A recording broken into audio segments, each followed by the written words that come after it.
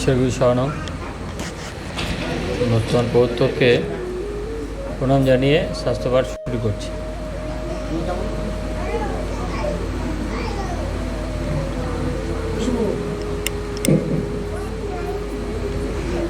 স্বাস্থ্যপাঠের বিষয় গুণকীর্তন।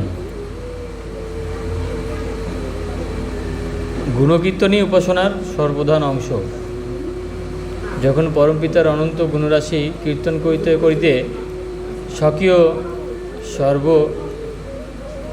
স্বকীয় শূদ্রতা, মলিনতা ও অভাব হৃদয়ঙ্গম হইতে থাকে, তখনই ঘোরতর আত্মগ্লানি উপস্থিত হয়। ক্ষুদ্রতা, তৎক্ষুদ্রতা, মলিনতা ও অভাব হৃদয়ঙ্গম হইতে থাকে, তখনই ঘোরতর আত্মগ্লানি উপস্থিত হয়। ওই আত্মগ্লানির প্রভাবে ক্ষুদ্রতা দূরীভূত, মালিন্য তিরোহিত এবং অভাবের অভাব সহকারে প্রকৃত ভাব আবির্ভূত হইতে থাকে। আত্মগ্লানির প্রভাবে ক্ষুদ্রতা দূরীভূত হয়, মালিন্য তিরোহিত এবং অভাবের অভাব সহকারে প্রকৃত ভাব আবির্ভূত হইতে থাকে। যেমন প্রজ্বলিত বহ্নিতে খাদযুক্ত সুবর্ণ দগ্ধ করিলে উহার অসার খাদ ভাগ দূরীভূত হইয়া যায় এবং বিশুদ্ধ সুবর্ণ মাত্র অবশিষ্ট থাকে। তদ্রূপ আত্মগ্লানি দহনে দগ্ধ জীবের পশুভাব ও তজ্জন্য মলিনতা দূরীভূত হইয়া যাওয়াতে প্রথমে মানবভাব, পরিশেষে দেবভাব উপস্থিত হয়। সুতরাং গুণকীর্তন করাই সর্বপ্রধান কার্য, অর্থাৎ মনুষ্য পশুভাব দূরীকৃত করার জন্যে এবং দেবভাব উপার্জনের জন্যে উপাসনা করা অবশ্য কর্তব্য।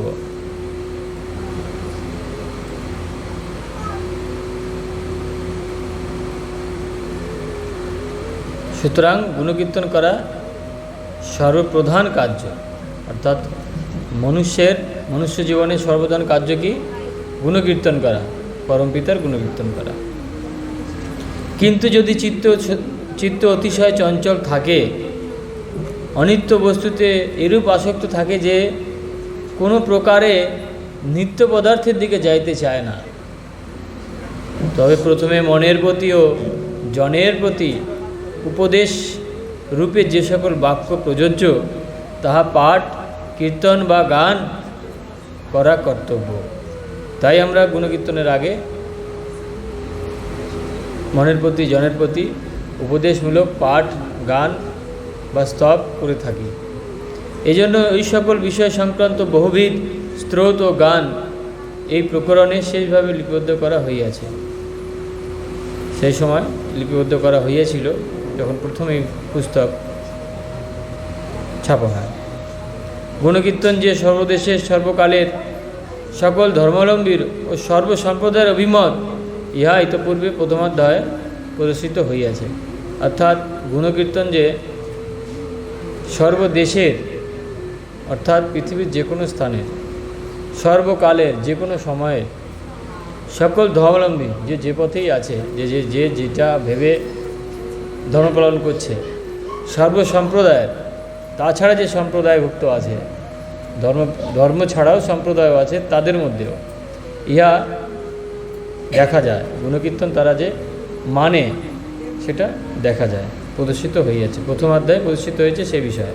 সুতরাং বলা যাইতে পারে যে যে দেশেই জন্মগ্রহণ করুক না কেন, যে দেশেই জন্মগ্রহণ করুক না কেন, যে সময়ে উৎপন্ন হোক না কেন, যে ধর্মই অবলম্বন করুক না কেন, এবং যে কোনো ধর্মের যে কোনো সম্প্রদায় ভুক্ত হোক না কেন, তার সকলেই গুণকীর্তন রূপ পরম কার্য করিয়া থাকে, তদ্বিষয়ে সন্দেহ নাই। বস্তুত যে গুণকীর্তন দ্বারা পূর্ব জন্মার্জিত ইহজন্মকৃত পাপ রাশি হইতে মুক্তিলাভ হয়।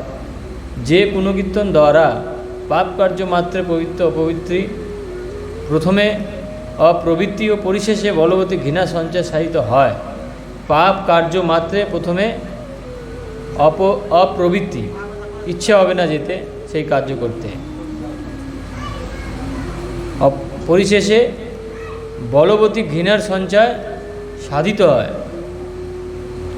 যে গুণকীর্তন প্রভাবে কাম ক্রোধাদি রিপু বশীভূত হয়, যাহার শক্তিতে সুদূর্জয় কামরিপু প্রেম নামক অপূর্ব পরমোৎকৃষ্ট গুণরূপে পরিণত হইয়া পরম মিত্র অপেক্ষাও শত সহস্র গুণে সাহায্য করিতে পারে। যাহার প্রভাবে ক্রোধ নামক মহারিপু ন্যায়পরতায় বিলীনিত হয়, ক্রোধ চলে যায়, ন্যায়পরতায় বিলীন হয়। লোভ নামক রিপু অনিত্য বিষয় হইতে অন্তর্হিত হইয়া আত্মোন্নতির লালসায় পরিণত হয়। যাহার প্রভাবে ভানুদয়ে তমবৎ মোহের অভাব সংগঠিত হয়, মদ অর্থাৎ অহংকার থাকে না, মাৎসর্য বা পরশ্রী কাতরতা বিদূরিত হয়। পাপের মূল দোষ রাশি ক্রমশ ধ্বংসপ্রাপ্ত হইতে থাকে ও কপটতা স্বার্থপরতা সমূলে উৎপাটিত হয়। যাহার প্রভাবে পরনিন্দায় প্রবৃত্তি থাকে না ও ক্রমশ তাহাতে ঐকান্তিক অনিচ্ছায় উৎপত্তি সহকারে অপরের মুখেও পরনিন্দা শ্রবণ করিতে পারা যায় না। পরনিন্দা তো থাকেই না, দুজন ব্যক্তি গল্প করছে, তারা একজনকে খারাপ কথা বলছে, সেটাও শুনতে ভালো লাগে না। কেউ কারো নিন্দা করে তা শুনতে কখনো ভালো লাগে না।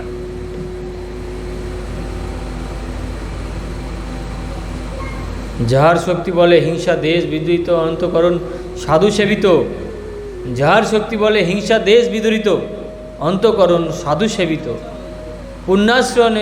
পুণ্যাশ্রমের ন্যায় পবিত্র ও বিবিধ গুণকুসুমে সুশোভিত হয়। যাহার প্রভাবে ভক্তিবীজ উপ্ত অঙ্কুরিত পল্লবিত নানা শাখা প্রশাখায় সুশোভিত ফলদায়ক তরুরূপে পরিণত হয়। যে গুণকীর্তন সম্পাদনে গুরুদেব মাতৃদেবী ও পিতৃদেব প্রভৃতি গুরুজনদের প্রতি পার্থিব ভক্তি পরাকাষ্ঠা হইয়া থাকে, যার প্রভাবে পার্থিব ভক্তি লয়াভিমুখে প্রধাবিত ঈশ্বর ভক্তি সুধায় অন্তঃকরণ রসময় প্লাবিত হয়। যাহার গুণে নির্ভরতা ও বিশ্বাস সঞ্জাত বর্ধিত অনন্তাভিমুখে প্রধাবিত হয়, নির্ভরতা ও বিশ্বাস সঞ্জাত বর্ধিত ও অনন্তাভিমুখে প্রধাবিত হয়। যে গুণকীর্তনের প্রভাবে উপযুক্ত পাত্র বা পাত্রীভাবে ঈশ্বর প্রেমের অঙ্কুরস্বরূপ প্রকৃত প্রেম সহজে উৎপন্ন ও বর্ধিত হইয়া সাধন সহযোগে অভেদ জ্ঞান ও সহজ্ঞানে পরিণত হয়। যে গুণকীর্তনের প্রভাবে উপযুক্ত পাত্র বা পাত্রী লাভে ঈশ্বর প্রেমের অঙ্কুরস্বরূপ প্রকৃত প্রেম সহজে উৎপন্ন ও বর্ধিত হয়, হইয়া সাধনা সহযোগে অভেদ জ্ঞান ও সহজ্ঞানে পরিণত হয়। এই যে সাধনা সহযোগে কি সাধনা করবে, কিভাবে করবে, এই গুরুই বলে দেয়। যাই হোক, যে গুণকীর্তন বলে পবিত্রতা একাগ্রতা বর্ধনশীল হইয়া অবশেষে অন্তিম সীমায় উপনীত হয়, যাহার প্রভাব একাগ্রতা পবিত্রতা অভেদ জ্ঞান সহযোগে মূর্তিমতি সরলতা উৎপন্ন হইয়া থাকে, যাহার শক্তি বলে দেহাত্মবোধের বিলয় সহকারে প্রকৃত আত্মজ্ঞান উৎপন্ন অনুভূত ধারণাযোগ্য হয়। অধিক কি যাহার প্রভাবে পূর্বোক্ত গুণ সমুদায়ের অন্যান্য গুণরাশি উৎপত্তি ও উন্নতি সহকারে একমেবা দ্বিতীয়ম এই পরম মহৎ জ্ঞানের সমুন্নতি পরিণতি সংগঠিত হয়। একমেবা দ্বিতীয়ম মানে এক ছাড়া, একমেবা দ্বিতীয়ম মানে কতগুলো, একমেবা দ্বিতীয়ম এই পরম মহৎ জ্ঞানের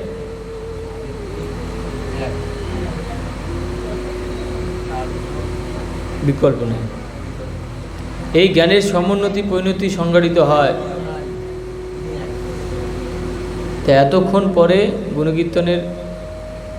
গুণকীর্তন করলে কি ফল হয়, সেই ফল লিখছে এতক্ষণ ধরে। লিখতে লিখতে এই সময় এসে লিখছে, গুণ সমুদয় অন্যান্য গুণরাশির উৎপত্তি ও উন্নতি সহকারে এক মে বা দ্বিতীয়ম এই পরম মহৎ জ্ঞানের সমুন্নতি পরিণতি সংঘটিত হয়। সমুন্নতি পরিণতি সংঘটিত হয়। সেই গুণকীর্তন যে একান্ত কর্তব্য, সেই গুণকীর্তন যে সকলেরই পরম উপকারক, এবং সেই গুণকীর্তন যে সর্বশ্রেণীর সর্বলোকের পক্ষেই পরম অবলম্বন, তাহাতে আর সন্দেহ কি।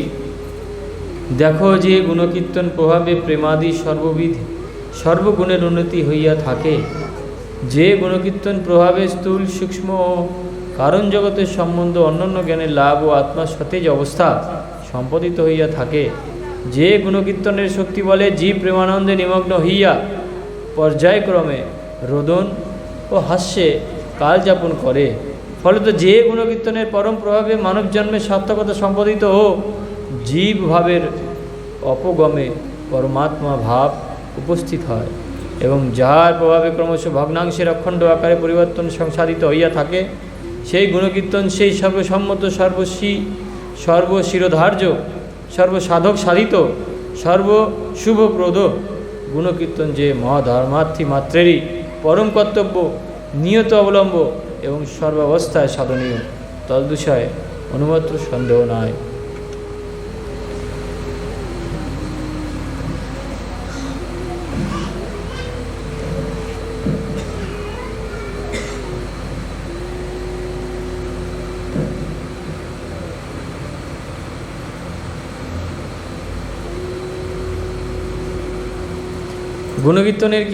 গুণকীর্তনের যে কীদৃশ্য ফল তৎসম্বন্ধে দেবর্ষি নারদের সিদ্ধি বিবরণী স্থলে উল্লেখ করা অপ্রাসঙ্গিক নয়। অর্থাৎ কি সিদ্ধি পেয়েছিল,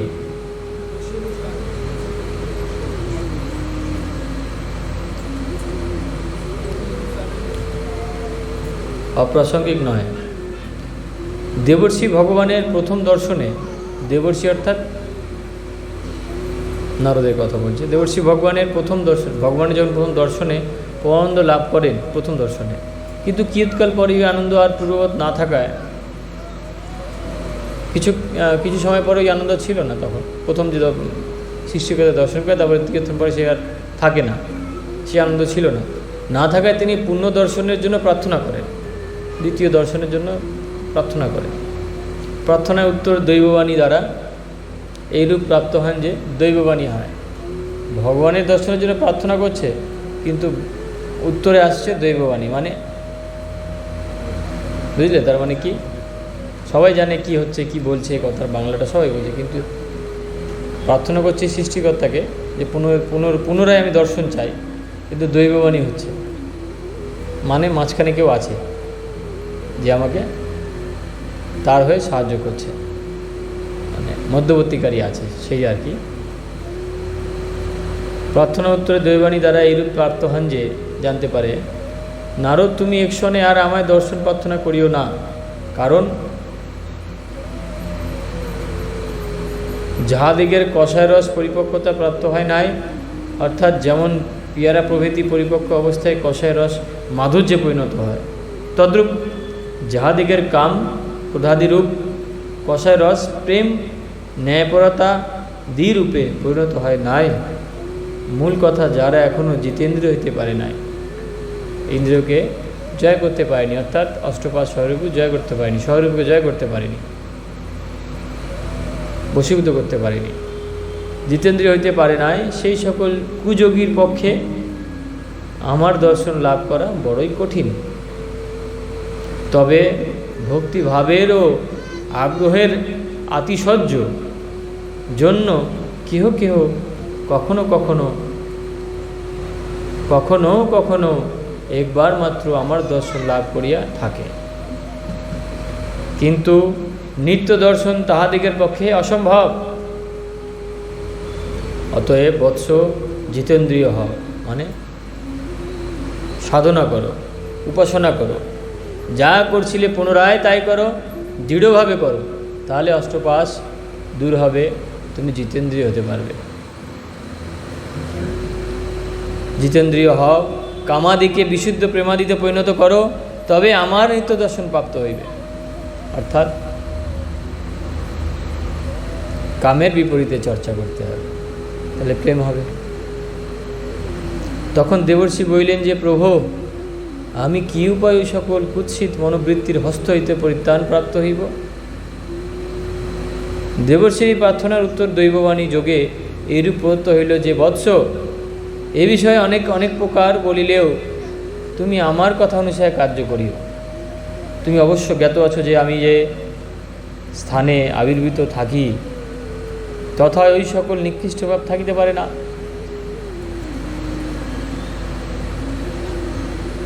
অর্থাৎ যে দৈববাণী আসছে, যার মাধ্যমে তিনি যেখানে থাকেন সেখানে ওই নিকৃষ্ট ভাব থাকে না, অর্থাৎ কাম প্রভাব থাকে না, নিকৃষ্ট ভাব থাকিতে পারে না। অতএব তুমি ওই সকল কুভাব হইতে মুক্তি লাভের জন্য সর্বদা আমাকে মনমন্দিরে রাখো।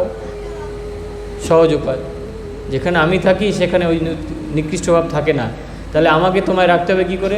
সর্বদা তুমি আমাকে মনমন্দিরে রাখো, তাহলে নিকৃষ্ট ভাব থাকবে না। সর্বদা আমার গুণকীর্তন করো,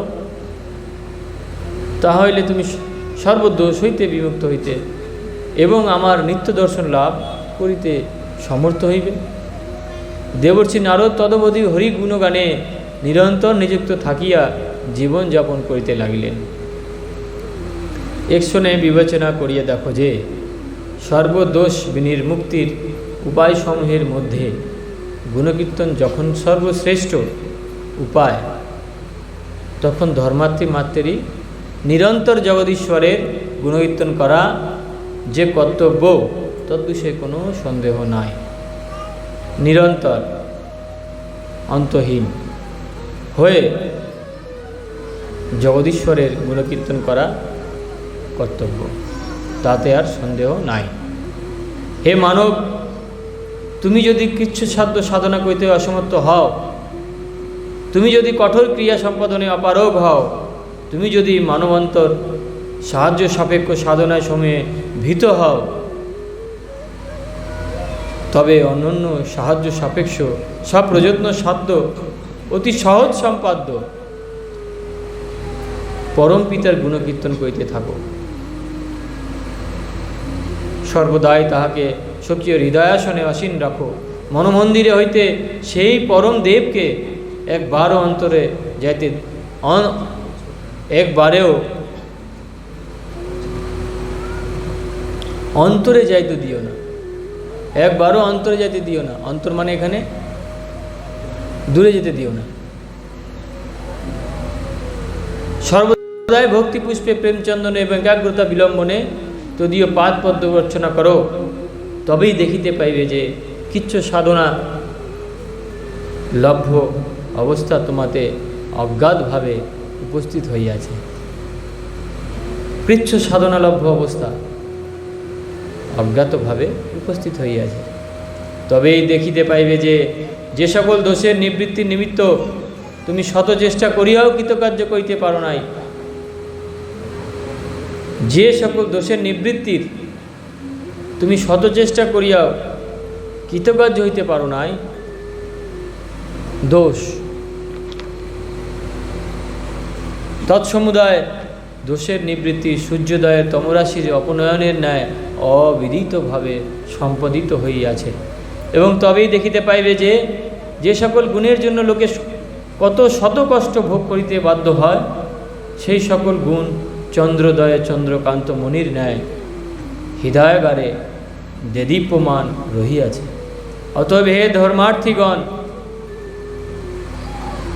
তোমরা আর কিছু কইতে পারো বা না পারো, তাহাতে তত ক্ষতি নেই, ক্ষতি নেই,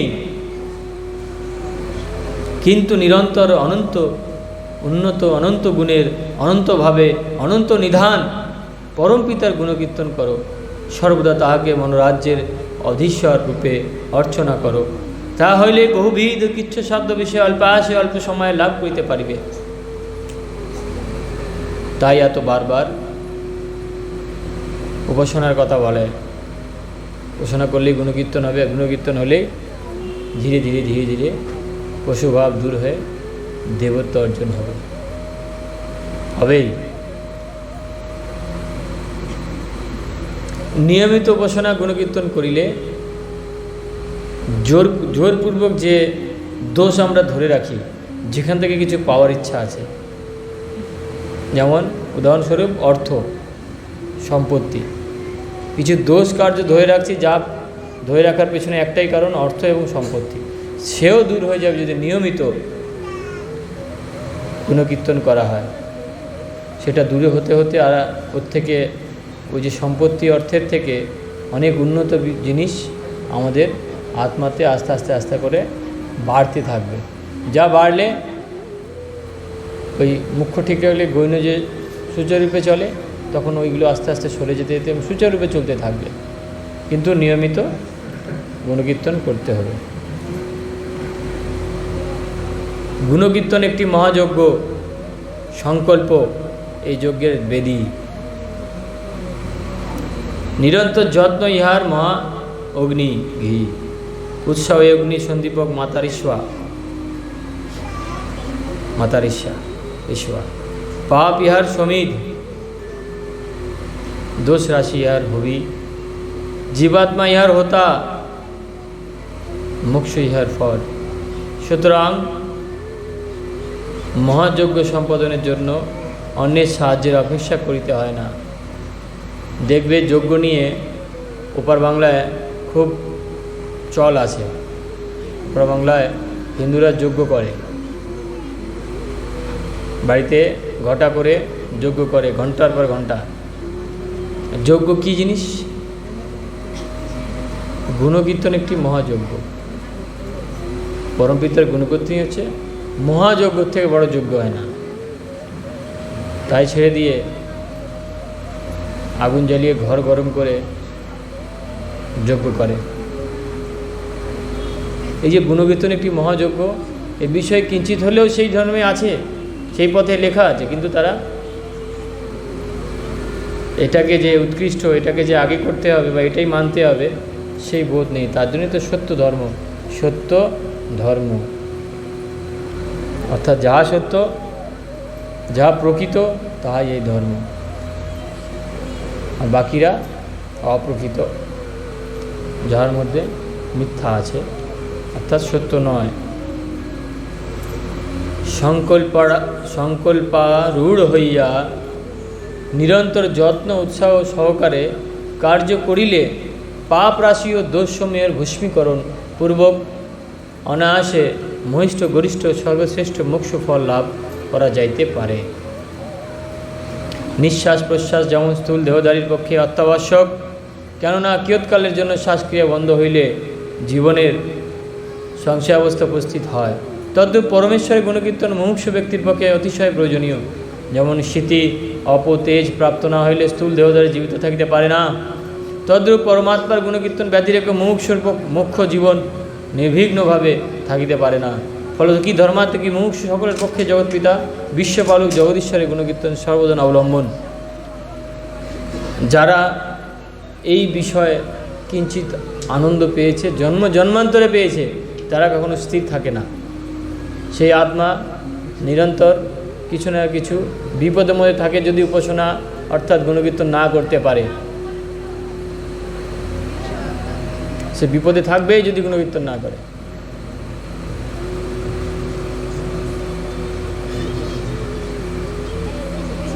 অতএব বলা যাইতে পারে যে স্থূল দেহধারীর পক্ষে মুমুক্ষুর পক্ষে ভগবত গুণকীর্তন পরম পথ্য, ভগবত গুণকীর্তনই পরম পথ্য। এই বৈশ্বরিক গুণকীর্তন পক্ষে পার্থিব ভোগেচ্ছায় বিষম অন্তরায়, পার্থিব ভোগ ইচ্ছায় বিষম অন্তরায়। তাহলে মূল অন্তরায় কি? গুণকীর্তনের মূল অন্তরায় কি? ভোগ ইচ্ছা, বিষম অন্তরায়। পার্থিব ভোগ ভোজ্যে অত্যাসক্ত ব্যক্তি এই মহিষ্ঠ গুণকীর্তন হইতে সতত বিপ্রকষ্ট থাকে। এ কারণ পূর্বোক্ত ভোগেচ্ছাকে সংযত করা জগদীশ্বরের গুণকীর্তন প্রার্থীর অবশ্য কর্তব্য। পার্থিব ভোগ ভোজ্যে অত্যাসক্ত ব্যক্তি মহিষ্ঠ গুণকীর্তন হইতে সতত বিপ্রকোষ্ঠ থাকে। এই কারণ পূর্বোক্ত ভোগেচ্ছাকে সংযত করা জগদীশ্বরের গুণকীর্তন প্রার্থীর অবশ্য কর্তব্য।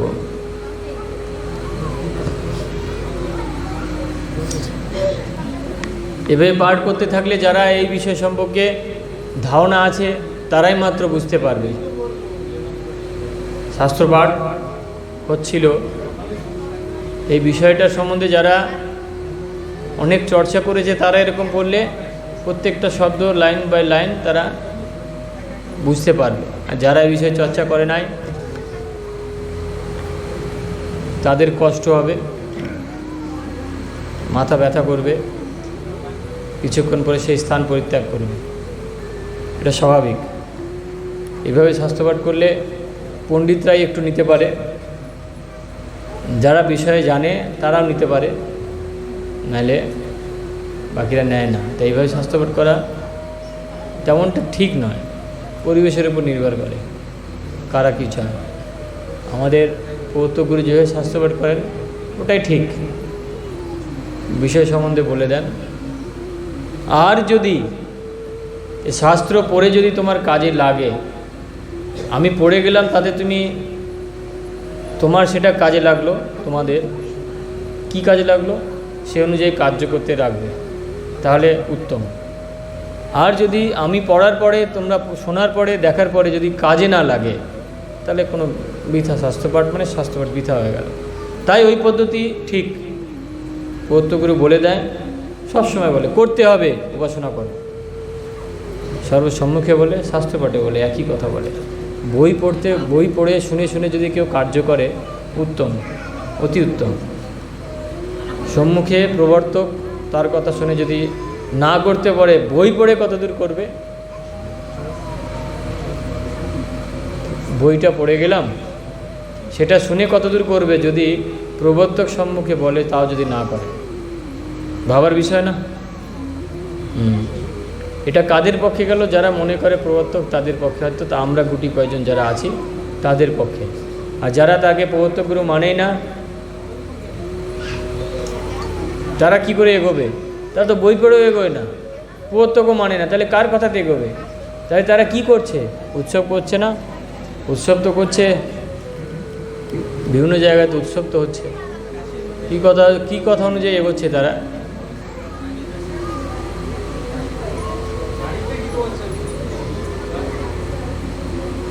কতদূর উন্নতি সাধন করছে এটা ভাববার বিষয়।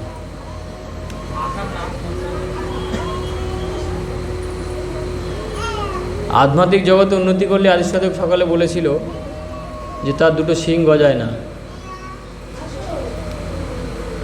তার যে মুখ দিয়ে কথা বলে সে কথার ভাব পাল্টে যায় না।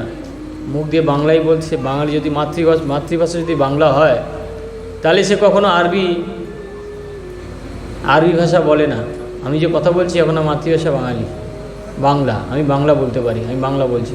আমি যদি আদিষ্ট হয়ে যাই, সাপোজ প্রবর্তক হয়ে, তাহলে আমি এখন বাংলা না বলে বৈদিক ভাষায় কথা বলবো, আর সামনে তোমরা বসে বুঝবে এই বৈদিক বলছে, বুঝেও যাবে বৈদিক বলছে, আর তোমরা তখন মানবে যে আমি আদিষ্ট হয়েছি। আর আমার কথার মধ্যে কি হয়েছে, কীটা কয়, এটা তো এমন হলে ভালো হয় না। এই যে ভাব কথার, এ বোধহয় আদিষ্ট বলে না। আর আমি যে কম বয়সে পড়াশোনা করেছিলাম, সাপোজ আমি আদিষ্ট, আমি যে মাধ্যমিক পাস করেছিলাম তার বেশি পড়িনি, বা আমি গ্র্যাজুয়েট করেছিলাম তার থেকে বেশি হয়নি। আমার মাধ্যম ছিল, মানে আমি যে বিষয় নিয়ে পড়েছিলাম তা ছিল ওই অঙ্ক কষা, তার মধ্যে সাহিত্য কিছু ছিল না, সাহিত্যের তেমন ছাপ নেই। তা আমি যখন কথা বলতে যাও সুন্দর যদি শব্দ না বেরোয়, তাহলে কি আমার গুণ বৃদ্ধি হয়নি? আমি আদিষ্ট হয়নি? কোনো গুণে আমি একত্র পেতে পারি না? উচ্চারণ করতে পারে না, এখনও বাংলাদেশের জ্ঞেয় ভাব ছাড়তে পারে না, প্রকৃত বাংলা উচ্চারণ করে বলতে পারে না, সে যদি বলে উচ্চারণ করতে পারে না, তাহলে এইভাবে তো আদিষ্ট চেনা যায় না। যদি আমার গুণ বাড়ানোর ইচ্ছা হয় তাহলে আমি গুণীকে জানতে পারি, আগে গিয়ে, এই মুহূর্তে নয়। আগে গিয়ে এগিয়ে গিয়ে তারপরে আমি গুরু জানতে পারবো, গুণী ব্যক্তিকে জানতে পারবো যদি আমি গুণ বৃদ্ধি করি। যদি আমি না করি, ও মারপিট করলেও আমাকে কেউ জানাতে পারবে না। দুদিন, একদিন, এরপর অনেকে আসে 10 দিন থাকে, 15 দিন মাথায় চলে যায়, আবার কখনো মনে হয় আসে, আবার চলে যায়। অর্থাৎ গুণ বৃদ্ধির তাদের ইচ্ছা নেই, তাই গুণীকে চিনতে পারবে না। আমি অনেককেই বলেছি একটাই কথা বলি, বেশি বলি না এখন, যে আদেশপ্রাপ্ত সাধক চেনা বা সাধক চেনা পদ্ধতি গুরুদেব নিজে হাতে বিভিন্নভাবে লিখে দিয়েছে। তা যাহারা তথাকথিত মনে করে সত্যধর্মী, তারা জানবে কি করে? তারা জানবার তো পদ্ধতি চাই, সেটা তো গুরুদেব লিখে দিয়েছে। সেই পদ্ধতি কেউ আপ্যায়ন করে না। আপ্যায়ন না করে জানতে চায়, আপ্যায়ন না করে পণ্ডিত হয়ে বসে আছে।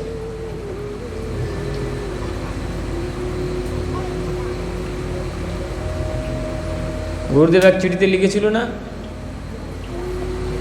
তুমি এক সাধারণভাবে জীবনযাপন করো, সাধারণ খাওয়া দাওয়া করো, এখন তোমার সমদর্শন ভেঙে গেছে, চিন্তা করো না, তোমাকে সমদর্শনে প্রতিষ্ঠা করে দিয়েছি, চিন্তা করো না, সাধন খাওয়া দাওয়া করো, তোমার সমদর্শন ভেঙে গেছে। চিঠির উত্তরে লিখছে গুরুদেব, যে সমদর্শনে প্রতিষ্ঠা করেছে না গুরুদেব। গুরুদেব চলে যাওয়ার পরে মহাত্মা নিবারণ কাউকে প্রতিষ্ঠা করেছে। মহাত্মা নিবারণ চলে যাওয়ার পরে কার মধ্যে সমতা ছিল প্রতিষ্ঠা করে সমদর্শনে? আজ থেকে 10 বছর আগে কার মধ্যে সমতা ছিল সমদর্শনে প্রতিষ্ঠা করে? এবং এরকম বলতে পারে চিন্তা করো না, ছিল কি? তাহলে ওই যে বলছিল না দুপুরবেলা, এত মানে এক একটা ব্যক্তি 4-5 বার করে সমদর্শন সাধনা করেছে।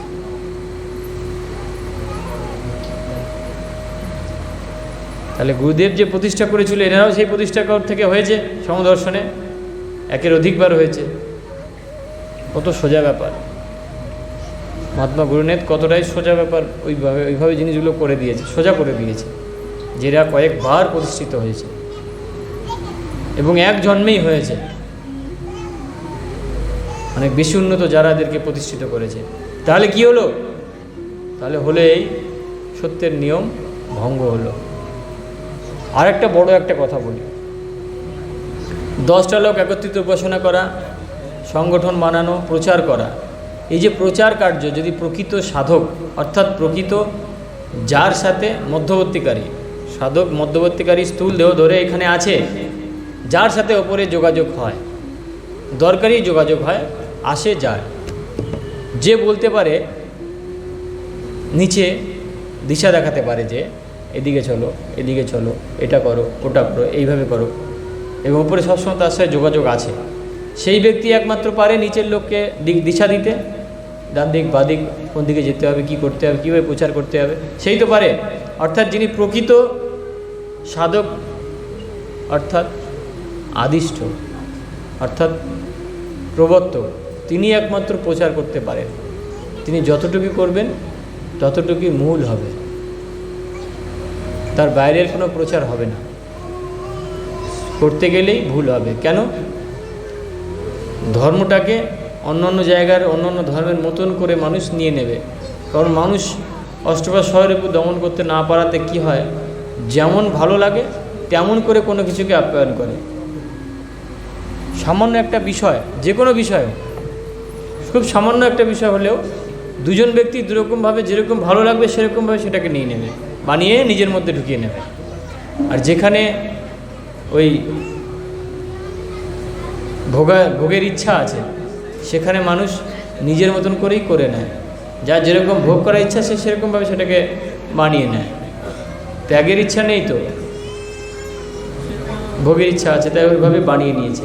আর যখনই প্রকৃত সাধক না থাকবে তখনই সত্যধর্ম, কেন এটা সবথেকে উৎকৃষ্ট বিষয়, সবথেকে উৎকৃষ্ট বিষয় পৃথিবীতে তো আমাদের কাছে, মনুষ্যের কাছে সবথেকে উৎকৃষ্ট বিষয় সত্য, সবথেকে উৎকৃষ্ট বিষয় সত্য। তো সে যে কোনো বিষয়, সৃষ্টিতে হোক, বিজ্ঞানে হোক, যে কোনো জায়গায় হোক, সত্য সবথেকে উৎকৃষ্ট বিষয়। সেই উৎকৃষ্ট বিষয়টাকে কলুষিত করে দিয়েছে। কেন? ওই ভোগেচ্ছার জন্য। প্রকৃত সাধক না হলে পথ দেখাতে পারবে না। প্রকৃত সাধকের মধ্যে ভোগেচ্ছা নেই, সে জানে কি করাতে হবে। আর তাছাড়া উনি ছাড়া, অর্থাৎ প্রকৃত সাধক ছাড়া যা প্রচার কার্য হয়েছে সবই দোষ হয়েছে, তাতে দোষ ভরে রয়েছে। এখনও সময় আছে, যাতে আসো সবাই, এসে দেখো কিয়ৎকাল, কিছুদিন আসো, সঙ্গে থাকো, গুণের উন্নতি করো, আদিষ্ট জানতে পারবে, প্রবর্তককে চিনতে পারবে। যা চাও তাই পাবে। যা চাও অর্থাৎ দর্শন চাও, প্রভাব চাও, অমুক দর্শন চাও, সব পাবে, সব সম্ভব। আর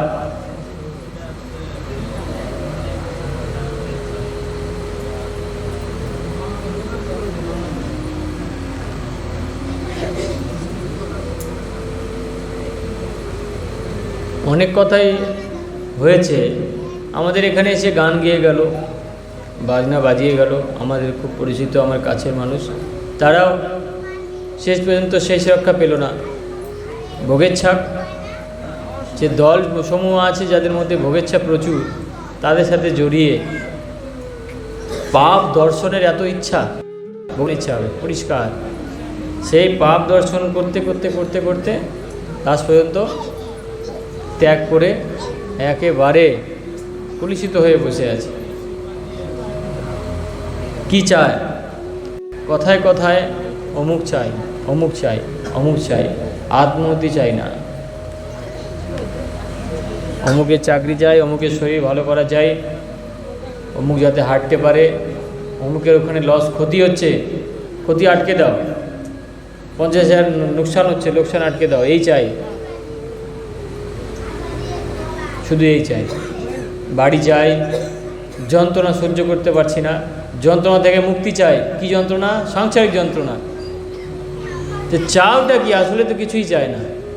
ভাও যাওয়া, জঙ্গলে চলে যাও, ফ্রিতে বাড়ি, ফ্রিতে খাবার, সব পেয়ে যাবে। একা চলে যাও জঙ্গলে, কেউ অসুবিধা দেবে না, কেউ অসুবিধা করবে না। পাগল হয়ে ঘুরে বেড়াও, কেউ অসুবিধা করবে না। গুণের উন্নতি যদি করতে হয়, বাধা আসবেই, উন্নতি করলেই পরীক্ষা আসবেই। আর এই যে ব্যক্তি উন্নতি করতে চাইবে, তার তো পরীক্ষা আসবে, তো সে পরীক্ষা পাস করবে কি করে? পরীক্ষা আসবে, তারপরে মুখ থুবড়ে পড়বে, পড়ে আবার চলে যাবে, সে আর দ্বিতীয়বারে আর আসবে না।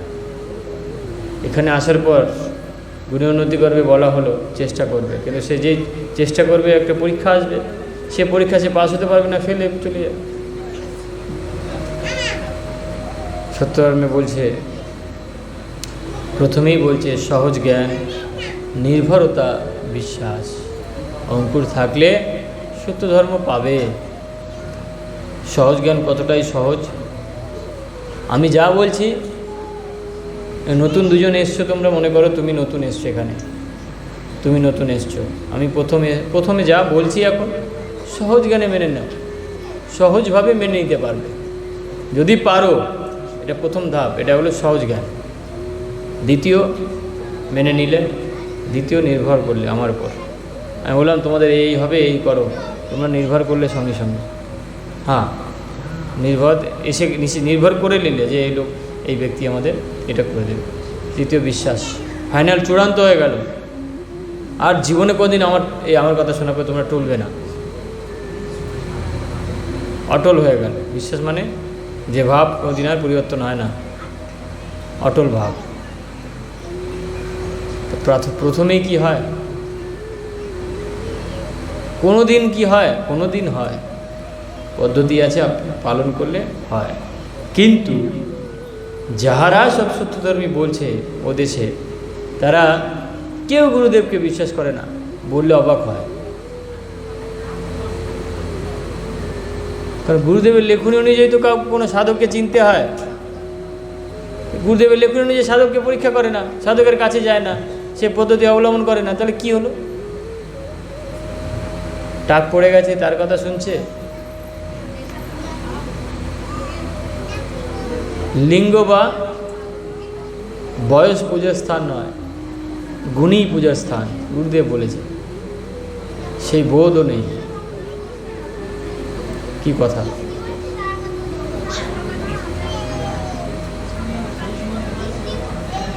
তাই বড় কষ্টের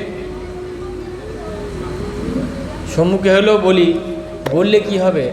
ওই যে আছে না, খিচুড়ি আছে, খিচুড়িময় ধর্ম অনেক আছে, অর্থাৎ যা সত্য না তার মধ্যে কি আছে? মিথ্যা আছে, যার মধ্যে এইভাবে বোনা আছে, শিশিতদের ভাবে বোনা আছে। তুমি ওর মধ্যে দিয়েই যাবে, বাইরে বেরোতে পারবে না।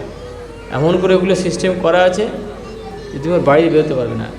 আর এদের মস্তিষ্কের মধ্যে এরকম বেঁধে রেখেছে, নিজেরা করে নিয়েছে, সেলাই করে করে ওর বাইরে বেরোতে পারে না, প্রশ্ন করতে পারে না। ওরা যুক্তি খাড়া করলেও কিছুক্ষণ মাথায় থাকে, পরক্ষণে ভুস সরে যায়, আবার সেই জড়িয়ে রাখে।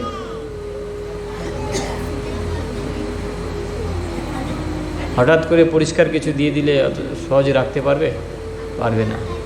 তাই অনেকেরই কষ্ট হচ্ছে, অনেকেরই দুঃখ হচ্ছে, অনেকে যন্ত্রণায় ভুগছে। ওই যে বললাম, একবার যদি গুণকীর্তন জন্মান্তর করে থাকে তার তো যন্ত্রণা হবে, উল্টো দিকে হোক আর সোজা দিকে হোক। পাওয়ার ইচ্ছায় হোক আর না পাওয়ার অজানা কারণে, না পাওয়ার জন্য অজানা কারণে হলেও যন্ত্রণা তো হবেই, ছটফট সে করবেই।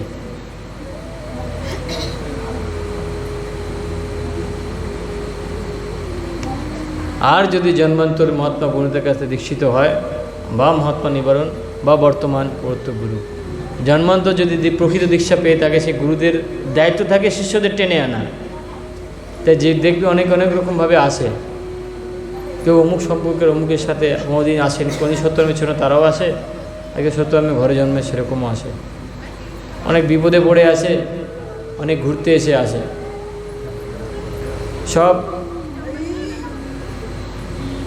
সকলেই এরা সকলেই জন্মান্তর মহাত্মা গুরুনাথ, মহাত্মা নিবারণ বা অন্য উন্নত মহাত্মা দ্বারা দীক্ষিত, প্রকৃত দীক্ষিত। তাই তারা অনায়াসে এসে দীক্ষা পায়। তাই যে কজন সঙ্গে আছি আমরা, কাউকে হেয় বোধ করলে চলবে না, হেয় বোধ করলে কাউকে চলবে না। সবাই আমরা একত্রিত আছি, গুণোন্নতি করলে একত্রিত থাকবো, পরে গিয়ে একত্রিত থাকবো। শেষ করলাম এখনের শাস্ত্র আলোচনা।